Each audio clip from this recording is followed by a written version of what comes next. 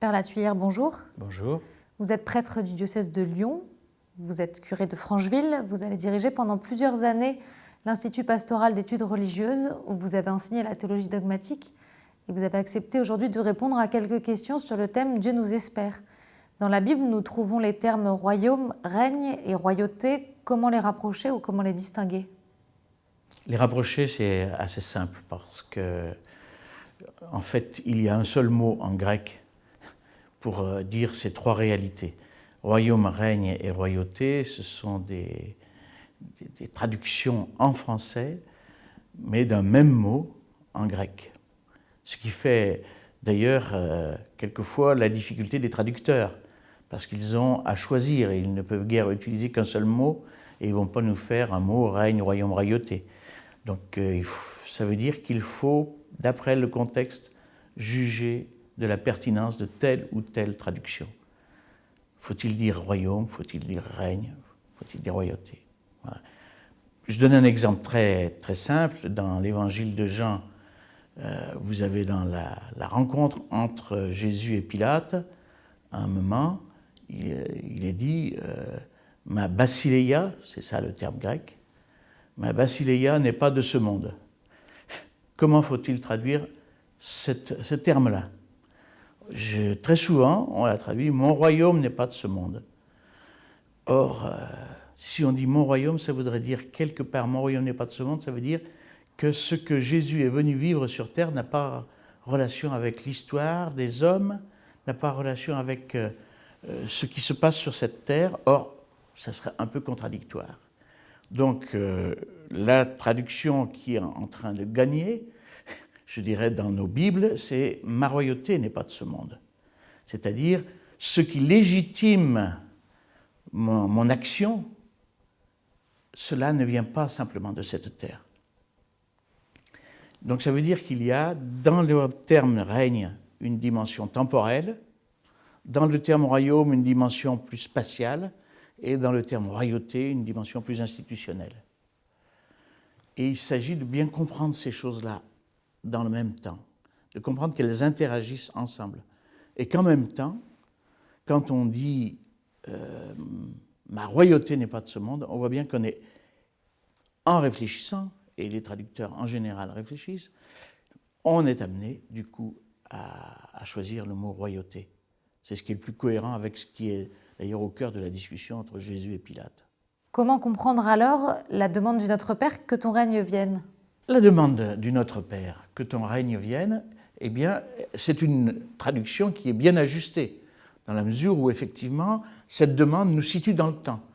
C'est une prière pour tous les jours, hein, le Notre Père.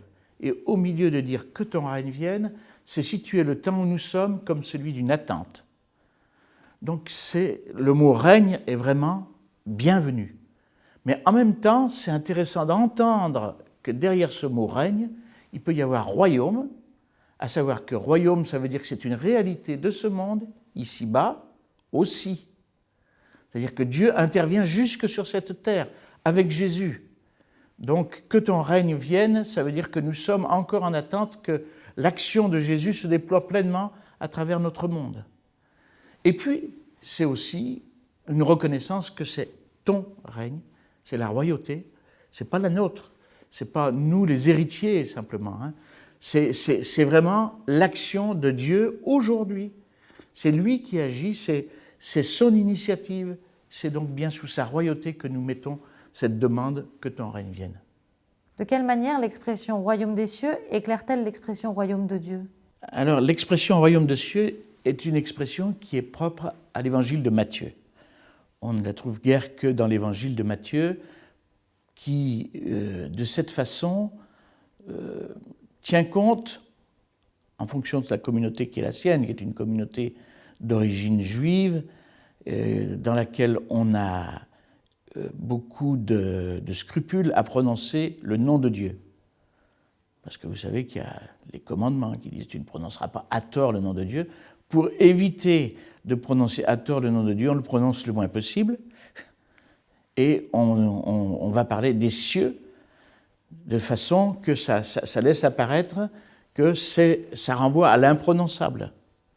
Et c'est très beau comme expression du même coup, parce que cela peut nous faire comprendre que le royaume dont on parle, ce n'est pas nécessairement, évidemment, un royaume éthéré, au-dessus du sol, en dehors de cette terre, mais c'est un royaume qui a sa source en Dieu. Mais une source qui est hors de notre portée, parce qu'elle est dans les cieux. Elle est au-delà. Et ça, je trouve que c'est une expression dans Matthieu qui a une force qui fait partie je dirais, de toute la couleur que chacun des évangiles apporte. Quelquefois, Matthieu se laisse aller à dire « royaume de Dieu », ce qui montre que sa communauté, elle aussi, est marquée par d'autres influences, mais pour l'essentiel, c'est chaque fois pour lui « royaume des cieux ». Et donc, du coup, le royaume des cieux a une saveur un peu plus mystérieuse. Non pas au sens où ça mettrait des nuages, vous voyez, de la fumée dessus, enfin je ne sais pas, c'est pas ça, mais en sens que ça veut dire quelque chose qui, quelque part, n'est pas du lieu où nous habitons, nous. Donc ça souligne l'initiative de Dieu vis-à-vis des humains. C'est son initiative. Et je trouve que quelque part aussi, cela veut dire que Dieu est Dieu. Et donc dans ce sens-là, ce rappel de l'expression du royaume des cieux peut nous rendre plus sensibles à l'initiative première de Dieu. Au-delà, c'est important de comprendre que ça rejoint toute notre existence. Ce n'est pas pour enlever cet aspect-là, mais cette expression royaume des cieux, il me semble, elle est beaucoup plus compréhensible comme un rappel de ce que nous, hommes, nous ne sommes pas Dieu, mais que nous, hommes, nous sommes aimés de Dieu du même coup, puisque pour nous, il a cette initiative du royaume dont Jésus est la manifestation première. Que signifie le terme royaume et l'expression vie éternelle, et en quoi nous concerne-t-il? Alors l'expression vie éternelle, qui je crois doit être rapprochée assez exactement de royaume de Dieu, c'est une expression plutôt johannique qu'on trouve dans l'évangile de Jean. Donc ces deux éléments-là peuvent nous aider à comprendre royaume davantage quelque chose qui fait que nous sommes sous l'initiative d'un Dieu qui vient à notre rencontre et nous propose d'entrer dans la dynamique de son royaume, qui n'est pas la dynamique des royaumes humains. C'est l'enjeu du dialogue dont je parlais tout à l'heure avec Pilate, entre autres. Et puis, la vie éternelle, c'est pour nous dire que cette dynamique-là, c'est une dynamique qui est sans fin et qui nous mène à partir de cette vie vers quelque chose qui ne finit pas. Son royaume n'aura pas de fin, est-il annoncé dans l'évangile de Luc, dans l'évangile de l'enfance, c'est ce qui est annoncé à Marie. Son royaume n'aura pas de fin. C'est ce que nous reprenons dans le credo. C'est quelque chose qui, du coup, a une certaine force, il me semble, pour pouvoir comprendre que l'action dont Jésus se fait le révélateur à travers ses paroles, ses miracles,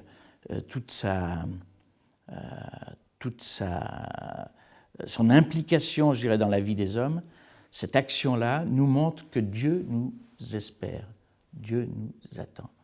Et que notre vie prend un sens dont Jésus vient nous donner le secret. Voilà. Quelque part, c'est cela l'enjeu. L'expression royaume elle-même, le mot royaume lui-même, renvoie donc à l'autorité de Dieu. Et accepter que Dieu fasse autorité dans notre vie, c'est vraiment quelque chose qui nous concerne. À savoir, est-ce que nous acceptons de choisir avec lui? Peut-être que le mieux pour comprendre cela, c'est de regarder Jésus et la façon dont, au moment de sa mort, il ajuste sa volonté à celle de son Père.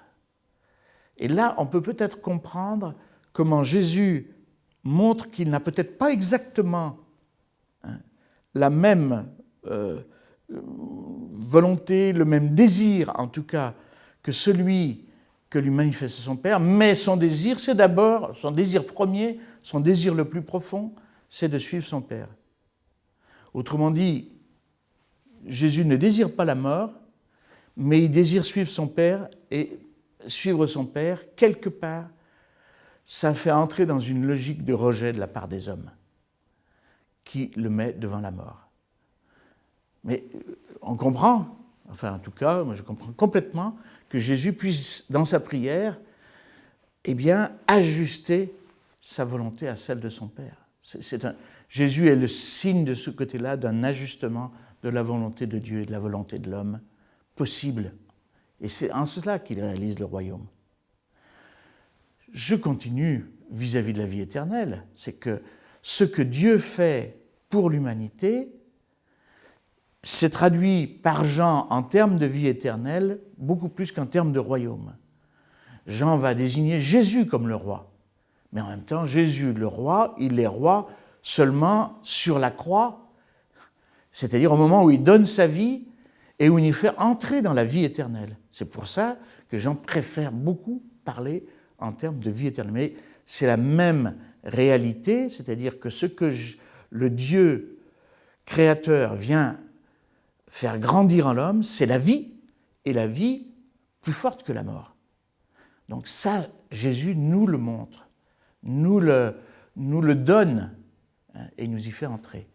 C'est pourquoi les deux termes ont une profonde connivence. On peut vraiment les rapprocher, à mon avis, avec intérêt. Si le règne de Dieu ne vient pas d'une manière visible, peut-on pour autant en discerner les signes et est-on appelé à le faire ?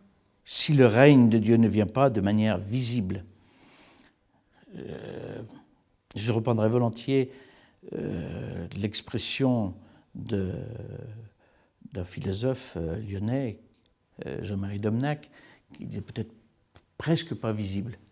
C'est-à-dire qu'il y a un peu de visibilité du royaume, puisque Jésus invite à discerner les signes. C'est ce que vous venez de dire. Donc du coup, discerner les signes, c'est quelque chose de tout à fait essentiel.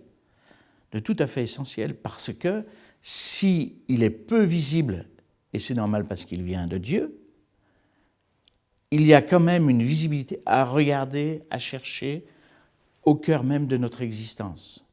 On peut le voir qui vient à travers souvent des images de germination, de croissance.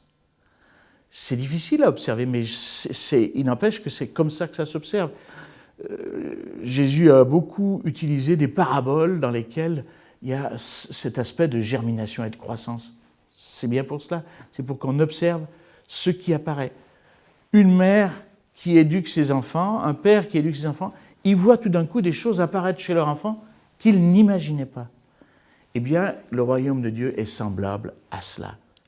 Je fais ma parabole aujourd'hui, mais c'est quelque chose de cet ordre-là qui se passe.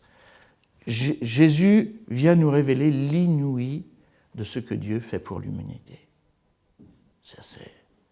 Moi, je crois que c'est vraiment le fond de ce que nous pouvons observer. Ça suppose un regard de foi.